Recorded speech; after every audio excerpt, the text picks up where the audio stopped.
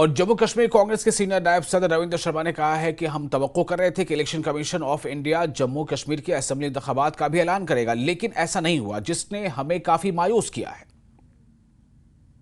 Reaction तो यह है कि इलेक्शन कमीशन ने जम्मू कश्मीर के लोगों को फिर एक बार मायूस किया है।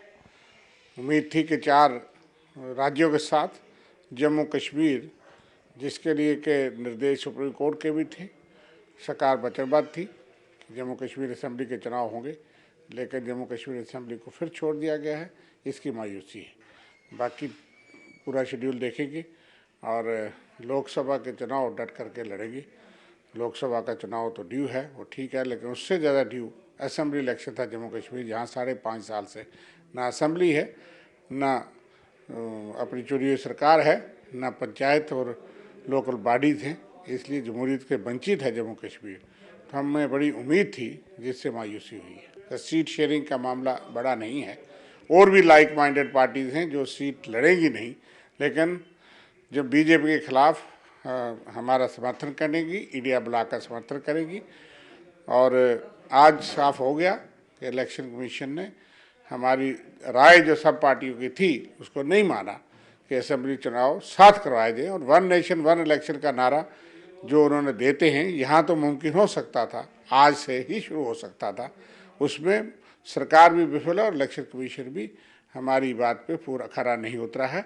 सीट शेयरिंग जल्द होगा, जल्द ऐलान होगा और चुनाव की तैयारी होगी। जिस तरीके से सरकारी जो है वो तरीके से करप्शन का रास्ता खुला है, उस पर सारा देश जो है वो चिंतित है।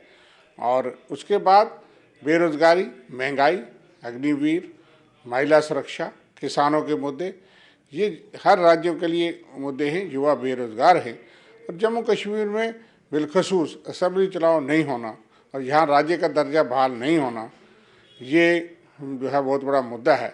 यहाँ लोगों को लैंड, जॉब, रिसोर्सेज पे कोई सिक्योरिटी ख़त्म कर दी गई, जबकि हमारे पड़ोस में हमारे ही राज्य का एक हिस्सा लद्दाख के लिए वो तमाम चीज़ें दी जा रही हैं, जिसका हम स्वागत करते हैं।